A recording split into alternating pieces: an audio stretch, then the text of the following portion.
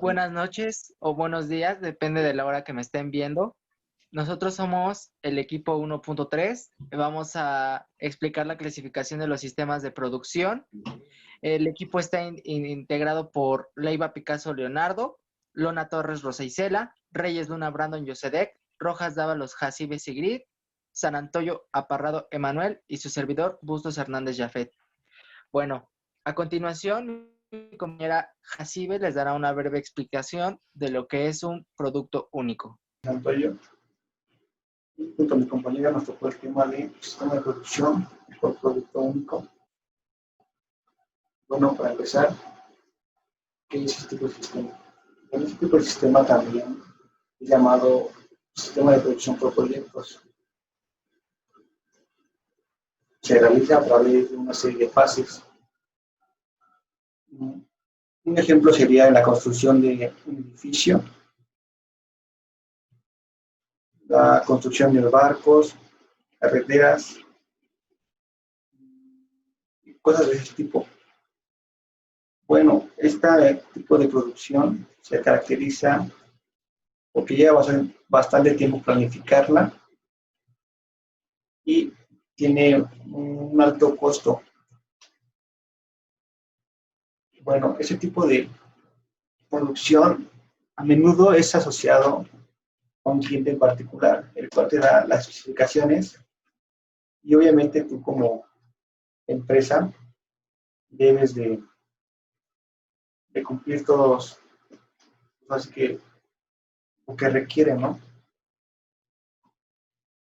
Bueno, las características de este tipo de sistema de producción es básicamente como un diagrama de flujo, podría decirse, en el cual se utilizan términos y símbolos.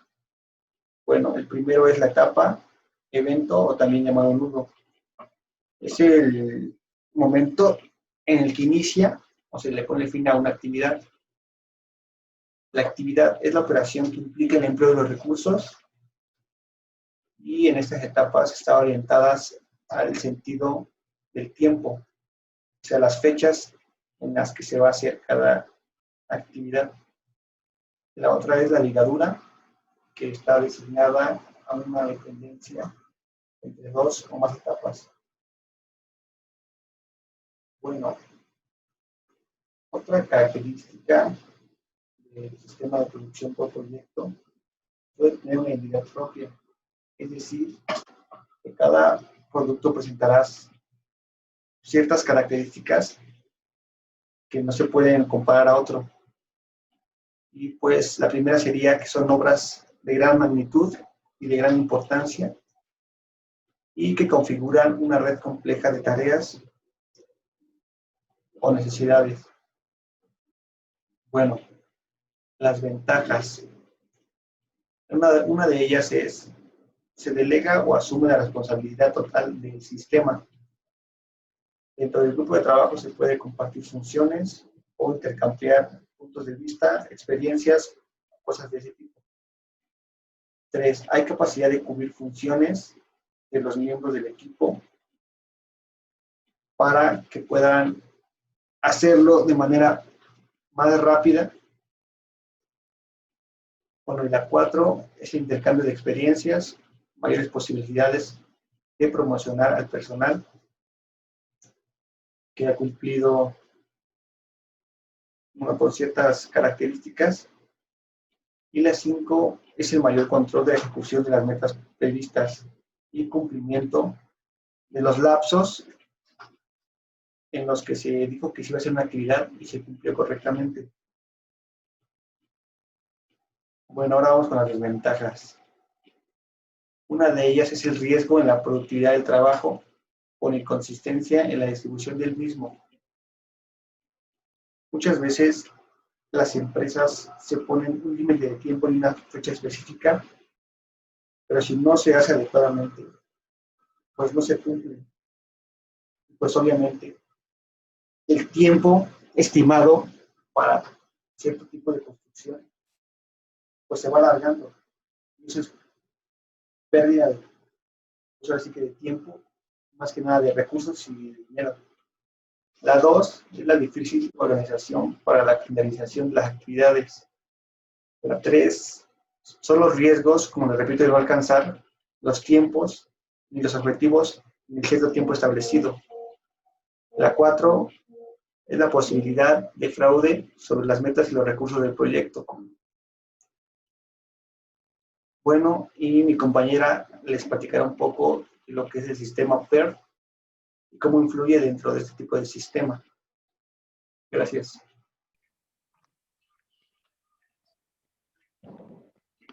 La definición es como que el producto único es ya sea un bien o un servicio, presenta características o rasgos específicos o distintivos entre sí.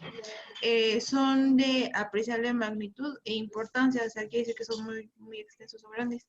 Se configura una red compleja de tareas vinculadas entre sí y estas pues se relacionan para presidencia. La duración puede variar dependiendo de la obra y su comienzo, conclusión, obviamente son lo que debe de enfocarnos para poder realizar este proyecto y pues obviamente es contra las instancias inmediatas para este desarrollo. Algunos ejemplos son como edificios, puentes, plantas industriales, etcétera.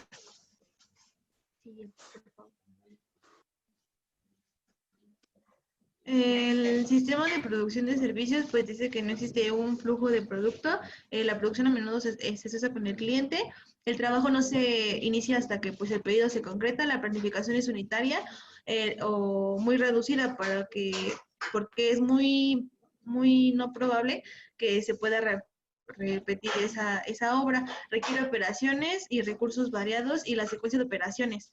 Este abarca tareas y operaciones de secuencia individuales y contribuyan a objetivos finales del proyecto.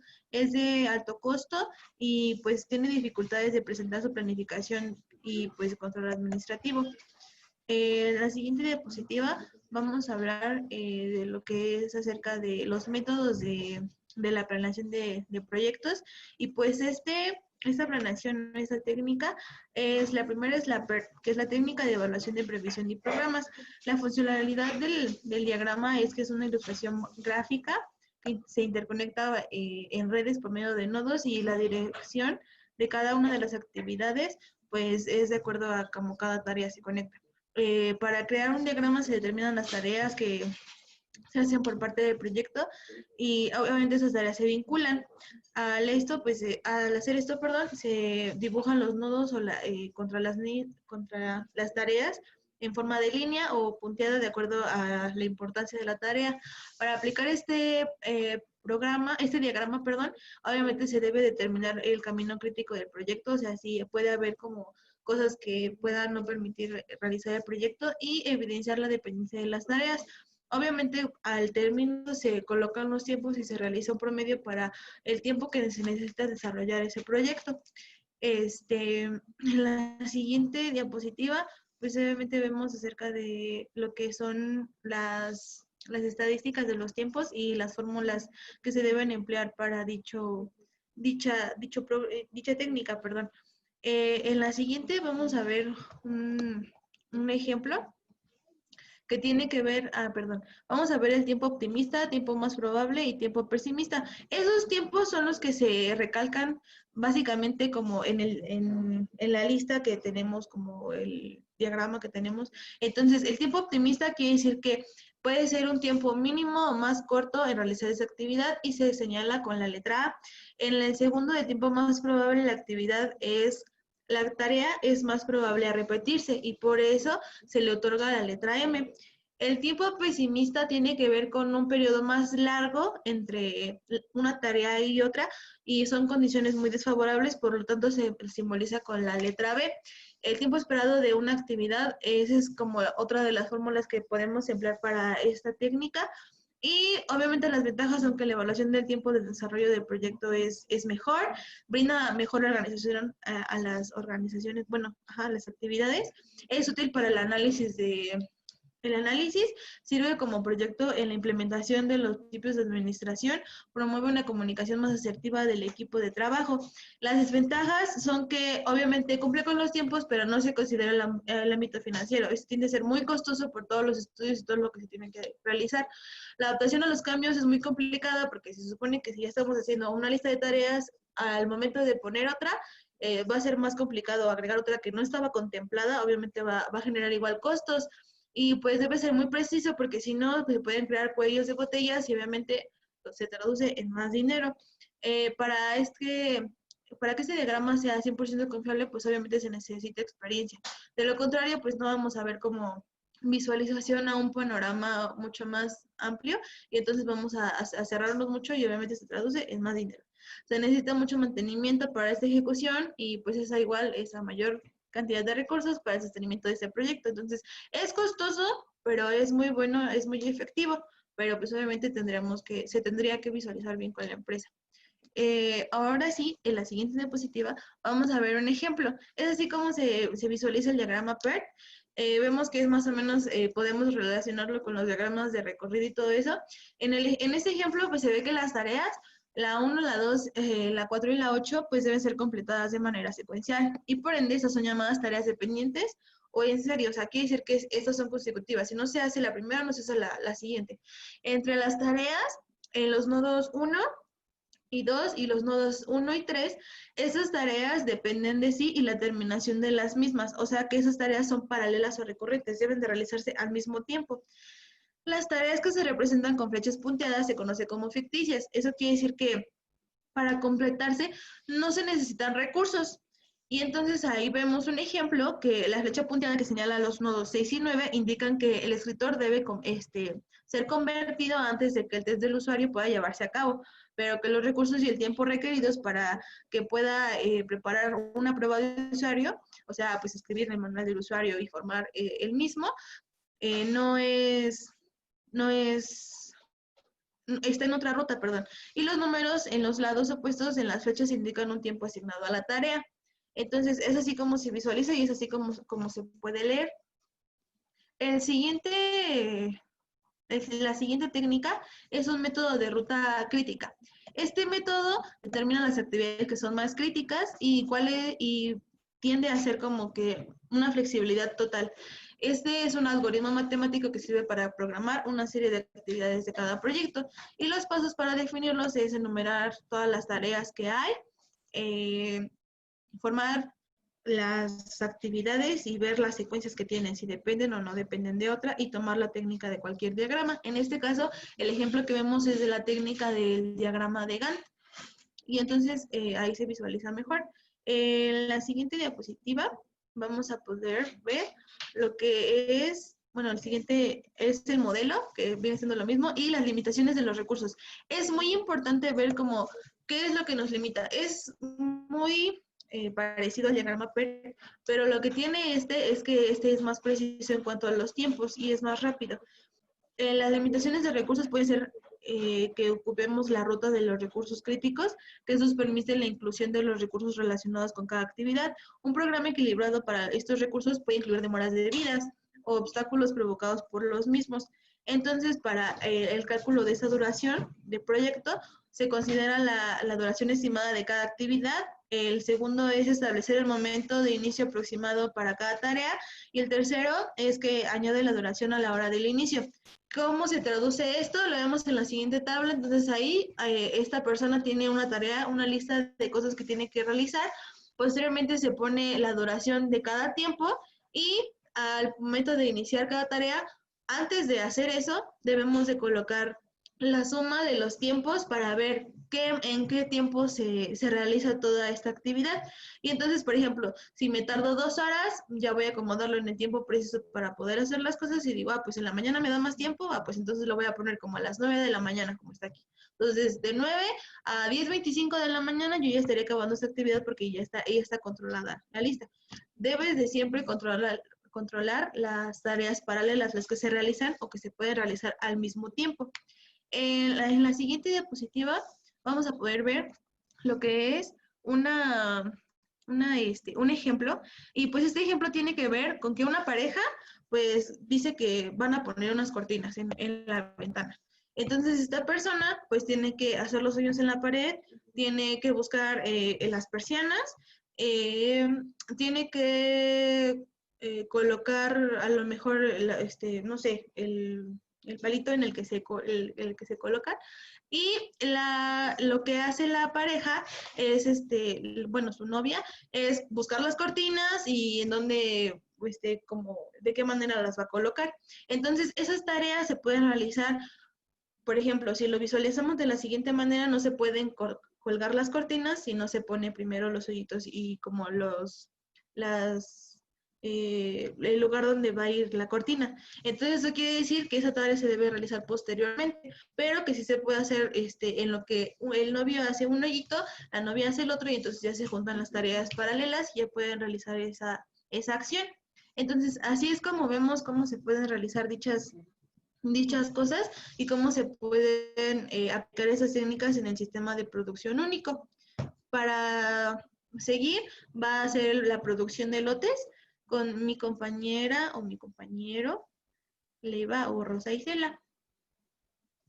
Hola, ¿qué tal? Buenas noches, buenos días o buenas tardes. A mí me va a tocar explicar lo que es el sistema de producción por lotes. Vamos a empezar con la definición. ¿Qué es el sistema por lotes? Es un método de fabricación en donde los productos se fabrican por grupos o cantidades específicas dentro de un marco de tiempo. Como se pueden ver en las imágenes, pues observamos a los trabajadores haciendo sus labores mediante los procesos que ahorita se van a mencionar, ¿vale? Empezamos con producción discontinua. La producción discontinua se le llama así porque es un proceso, no es permanente, se interrumpe debido a que se efectúan una serie de operaciones a cada lote de producción y se acumula el material frente a cada uno de los procesos de producción, como se puede ver en las imágenes.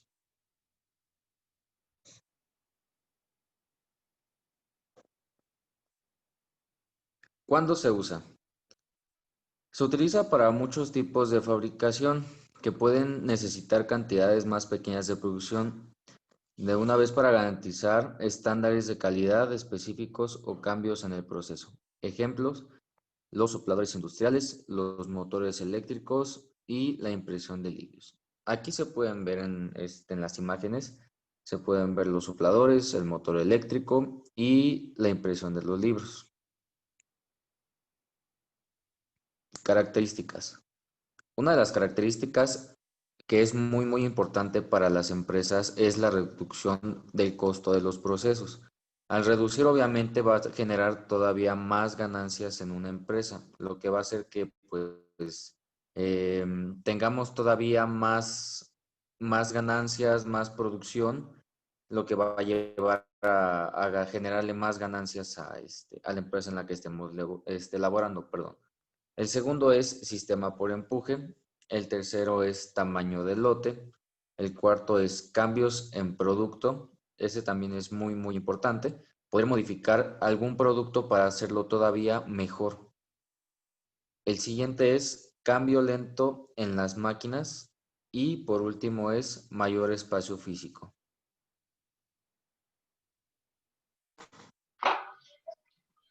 Bueno, las ventajas que tiene este sistema de producción es que es bueno para el control de calidad, funciona bien cuando se necesitan pequeñas series de producción. Bueno, un ejemplo sería que si hay un error en el proceso, pues se puede solucionar sin tanta pérdida. La siguiente sería que tiene un sentido cuando la demanda de un producto no es suficiente para mantener dedicada una máquina o un proceso de producción trabajando continuamente. Tiene también ventajas económicas, que bueno, la principal pues es que puede ahorrar dinero al tomarse menos riesgos para planes y productos más nuevos. La segunda es que es más económico producir un lote completo, ya que las máquinas se pueden usar de manera más efectiva. Y bueno, como resultado pues nos permite poder cambiar o modificar la fabricación de los lotes. Requiere una baja especialización de los empleados, pues ya que solo pues conocen su proceso en el que ellos trabajan. Generalmente tiene menores costos de capital. Sus desventajas. Bueno, una de sus principales desventajas es que si un prototipo tiene un error, el resto de los mismos productos tendrán esa falla, pues ya que la máquina lo replica exactamente. Esto hace que se pierda tiempo valioso y que pues la pérdida de los materiales sea más costosa. Los lotes más pequeños necesitan más planificación, programación y control sobre los procesos y la recopilación de datos. Requiere mano de obra para mover los elementos de una etapa a otra y, bueno, además de la mano de obra requerida para la fabricación. Su sistema de producción no es muy flexible, pues al no poder adaptarse en la demanda del cliente. Las materias primas y los recursos no se utilizan de forma suficientemente óptica porque existen numerosas paradas en espera para el siguiente lote. Bueno, esto hace que la productividad se detenga por completo y pues ya prácticamente no pueda seguir el proceso de lote. Otras desventajas también sería que existe un periodo de tiempo de inactividad entre los lotes individuales durante el cual se cambia la configuración de la maquinaria. El equipo de producción ocupa mucho espacio y cuando se está inactivo ese espacio, pues prácticamente no se utiliza para generar dinero. Si el producto se cambia o se modifica constantemente a lo largo del proceso, también puede costar un tiempo de inactividad y bueno, pues igualmente se pierde dinero. Configurar el sistema de producción para producir algo diferente resulta en tiempo de inactividad. Y por último, los tiempos de parada aumentan y con ello los costos de producción. Y aquí tenemos un ejemplo que dice que el suministro de galletas frescas para un día está disponible en forma de lote. En poco tiempo, en este caso, hornear en pequeños lotes tiene sentido porque se necesitan pequeñas cantidades de producto fresco. Una empresa vende grandes cantidades de galletas en cajas con una larga vida útil. El procesamiento por lotes puede no ser la opción más eficiente, pero sin embargo se podría hacer una combinación de dos tipos de procesos. El primero sería el proceso por lotes, que pues la masa se tiene que mezclar por este proceso, mientras que las galletas se forman, se hornean y se empaquetan en un proceso continuo, que a continuación mis compañeros les van a explicar qué es el proceso continuo. El proceso continuo es un proceso de flujo que utiliza los materiales para que se utilicen en granel seco o fluido. Están continuamente en movimiento, experimentan reacciones químicas o están sujetos a un tratamiento mecánico o térmico utilizado para fabricar, producir o procesar materiales sin interrupción. Este elabora las 24 horas, no tiene ningún problema y las únicas desventajas que tiene es que puede llegar a fallar las máquinas. Aquí no se pueden utilizar ¿cómo les diré? No puedes producir productos especiales. Aquí nada más se utilizan para guardarlos o almacenarlos para que después se distribuyan al servicio, como por ejemplo Coca-Cola. Ellos tienen un proceso muy continuo, no paran y laboran las 24 horas. No todas se transportan en el mismo momento. Tienen que esperarse un momento de almacenaje y después ya las sacan a distribuir.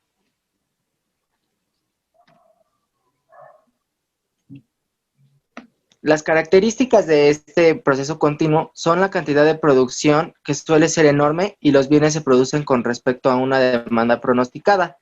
La mayoría de estas industrias son muy intensivas en capital, por tanto, la gerencia se preocupa mucho por la pérdida de tiempo operativo.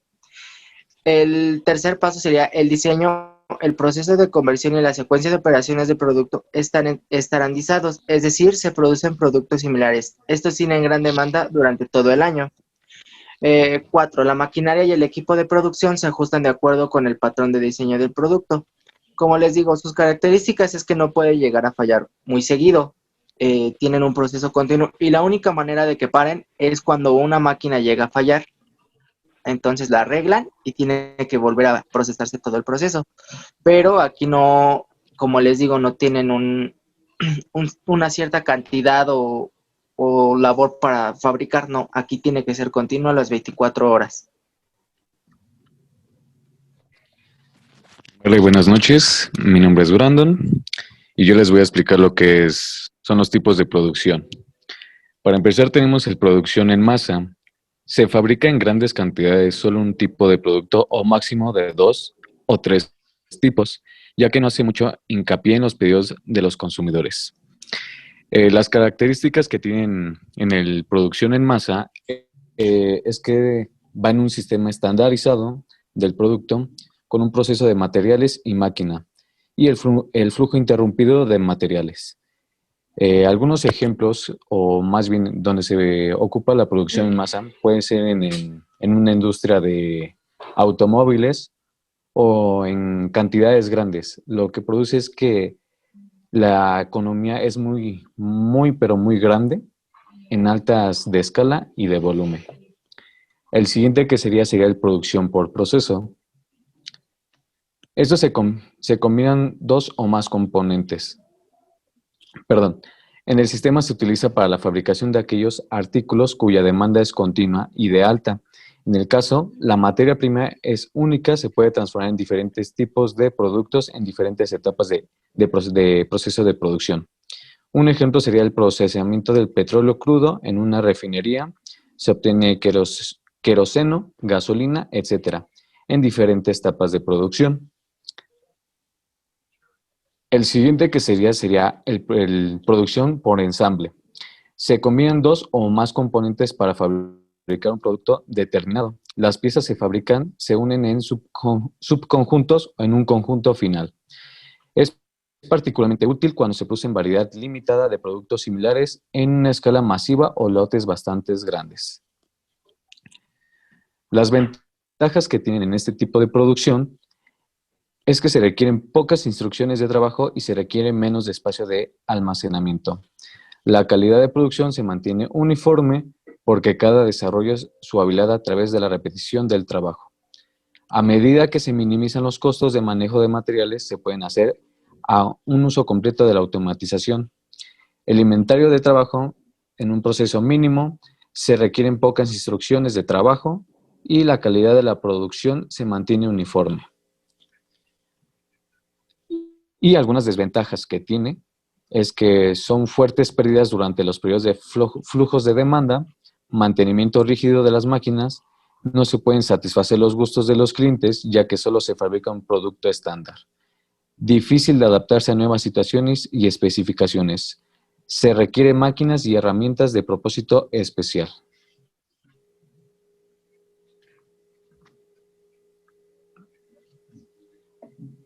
Un ejemplo podría ser una línea de producción que lava, clasifica y empaqueta manzanas las 24 horas del día cuando las manzanas están en temporada.